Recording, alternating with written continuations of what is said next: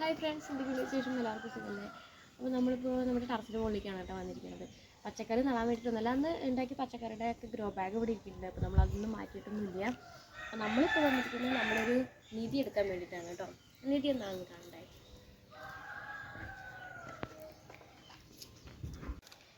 ഇതിൽ എന്താ ഉള്ളതെന്നൊന്നും നമുക്കറിയില്ല. കപ്പ ഉണ്ടോ ഇല്ലയെന്ന് നമുക്കറിയില്ല, കാരണം അതിൻ്റെ തണ്ട് ഇത്ര വളർന്നേ ഉള്ളൂ. ആദ്യം നനച്ചിട്ട് നമ്മുടെ ഈ ഗ്രോ ബാഗ് ഒന്ന് മാറ്റി കൊടുക്കാം കേട്ടോ. ഇത് ഇത്രയേ ഉള്ളൂ കേട്ടോ തണ്ടൊക്കെ. ഇതിൻ്റെ അടിയിൽ കിഴങ്ങ് എന്തെങ്കിലും ഉണ്ടോ എന്ന് നമുക്കറിയില്ല, നോക്കി നോക്കാം.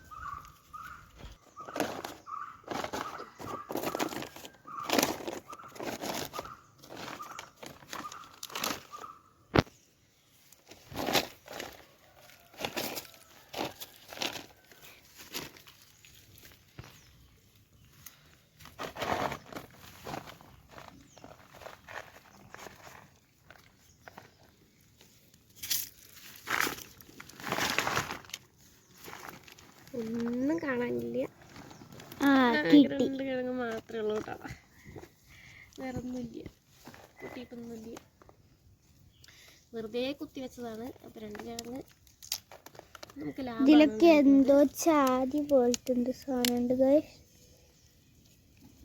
കണ്ടാണെങ്കിൽ നിങ്ങൾക്ക് കാണാൻ അങ്ങനെ കുറേ ചാതികളും പുഴുക്കളൊക്കെ ഉണ്ടാവും. എനിക്കറിയാം. അറിയാം.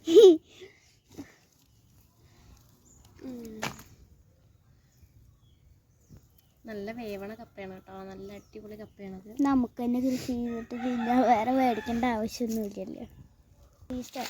നമുക്ക് ഇതുകൊണ്ട് ഒന്ന് പറിച്ച് നോക്കാം. അപ്പോൾ ഇതിൽ വല്ലതും കിട്ടുമോ നോക്കി നോക്കാം. ഗ്രോ ബാഗൊക്കെ ഒന്ന് മാറ്റിയെടുക്കാം.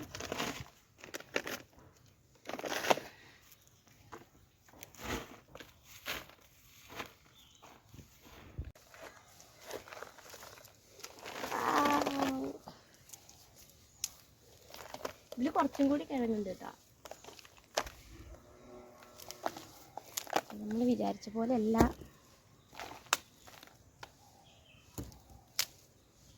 കിഴങ്ങുണ്ട് കേട്ടോ. ഇനി ഗൈസ് ഒരെണ്ണം കൂടി പറിക്കാനുണ്ട്. ഇത്രയും കിഴങ്ങ്.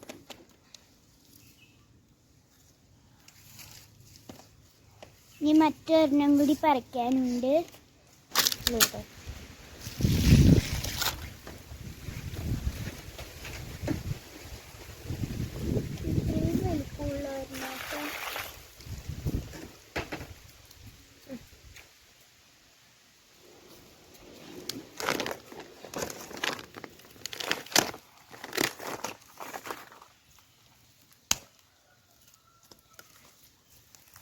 ഇതിപ്പോൾ നമ്മൾ സാധാരണ കപ്പ വെക്കുന്നത് പോലെ വെക്കുകയാണെങ്കിലും അല്ലെങ്കിൽ വലിയൊരു ചാക്കിൽ കുഴിച്ചിടുകയാണെങ്കിലൊക്കെ നിറയെ കപ്പ ഉണ്ടാവും കേട്ടോ. ഇതിൽ അത് നല്ല അടിപൊളി വേവണ കപ്പയാണ്. ഇത് നമ്മൾ കഴിഞ്ഞ കൊല്ലം നമ്മുടെ കാബേജും അതേപോലെ കോളിഫ്ലവറൊക്കെ ഉണ്ടാക്കി ആ ഒരു ഗ്രോ ബാഗ് കാലിയായപ്പോൾ ഞാൻ അതിൽ വെറുതെ കുത്തി വെച്ചതാണ് കേട്ടോ.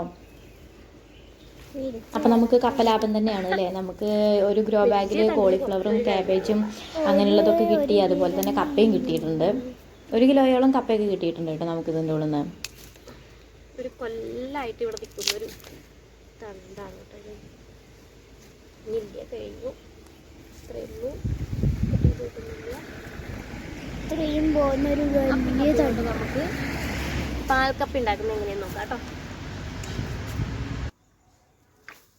നമുക്കിവിടെ കുറച്ച് വഴുതനക്കയുണ്ട്. വെള്ളം ഒഴിക്കും. എൻ്റെ കയ്യിൽ വെള്ളം. അപ്പോൾ പോവാം. നമ്മുടെ കപ്പയൊക്കെ പെറുക്കിക്കാം. അപ്പോൾ അത് എത്രയും കപ്പയാണ് കേട്ടോ നമുക്ക് അന്ന് കിട്ടിയിട്ടുണ്ടായിരുന്നത്. അപ്പോൾ നമുക്കിത് കുക്കറിലിട്ട് വേവിച്ചെടുക്കാം. അപ്പോൾ ഇത് നമ്മുടെ പാൽക്കപ്പയ്ക്ക് ആവശ്യമായിട്ടുള്ള 1-ാം പാലും 2-ാം പാലുമാണ് കേട്ടോ. ഇത് നമ്മൾ കുക്കറിലിട്ട് ഉപ്പിട്ട് വേവിച്ച നമ്മുടെ കപ്പയിലേക്ക് ഒഴിച്ചു കൊടുക്കാം. 2-ാം പാൽ ഒഴിച്ചു കൊടുത്തിട്ട് ഒന്ന് വേവിച്ചെടുക്കാം, അതായത് ഒന്ന് മിക്സ് ചെയ്ത് ഒന്ന് തിളപ്പിച്ചെടുക്കാം കേട്ടോ. നമ്മൾ ഈ കപ്പ കുക്കറിലിട്ട് ഒരൊറ്റ വിസിലിന് വെന്തതാണ് കേട്ടോ. ഇത് നമ്മളത് ഇവിടെ മുന്നേ ഉണ്ടായിരുന്നതാണ് ഈ കപ്പ, അതുകൊണ്ടാണ് ഇത്രയും നന്നായി വേവണ ഒരു കപ്പയാണ് നമുക്കറിയാൻ പറ്റിയത്. നമുക്കിത് നമ്മുടെ തൊടിയിലൊന്നും വെക്കാൻ പറ്റണില്ല, കാരണം നമ്മുടെ പന്നി ഇവിടെ ഇറങ്ങിയിട്ട് എല്ലാം നശിപ്പിച്ച് കളയും. അതുകൊണ്ട് തൊടിയിലൊന്നും വെക്കാൻ പറ്റണില്ല. അതുകൊണ്ട് ഒന്നിങ്ങനെ തണ്ട് നശിച്ച് പോകണ്ടെന്ന് വിചാരിച്ചിട്ടാണ് ഞാൻ ഗ്രോ ബാഗിൽ വെച്ചിട്ടുണ്ടായിരുന്നത് കേട്ടോ.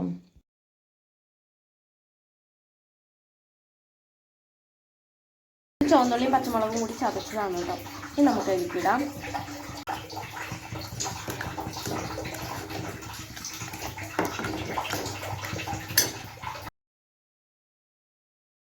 നമ്മുടെ പാൽക്കപ്പ് റെഡി ആയിട്ടുണ്ട് കേട്ടോ. ഇനി ഒന്നാം പാലൊന്ന് ഒഴിച്ച് ഒന്ന് നന്നായി മിക്സ് ചെയ്തെടുത്ത് ഉപ്പൊക്കെ നോക്കുക വേണ്ടു. നമുക്ക് വറുത്തിടാൻ വേണ്ടിയിട്ട് നമ്മൾ ചീനച്ചട്ടിയിലേക്ക് എണ്ണ ഒഴിച്ചിട്ടുണ്ട്. അതിലേക്ക് വറുത്തിടാനായിട്ടുള്ള ആവശ്യമായിട്ടുള്ള വെളുത്തുള്ളി, അതുപോലെ ചുവന്നുള്ളി, ഇഞ്ചി എല്ലാം ചെറുതായി എരിഞ്ഞിട്ട് നമുക്കതിലിട്ടിട്ട് വറുത്തിടാം. വറ്റൽമുളകും കരിവേപ്പിലൊക്കെ ഇടാം കേട്ടോ. അപ്പോൾ വീഡിയോ ഇഷ്ടപ്പെട്ടിട്ടുണ്ടെങ്കിൽ ലൈക്ക് ചെയ്യാനും സബ്സ്ക്രൈബ് ചെയ്യാനും മറക്കരുതേ. അടുത്ത നല്ലൊരു വീഡിയോ വരുന്നവരെ ടാറ്റാ ബൈ ബൈ.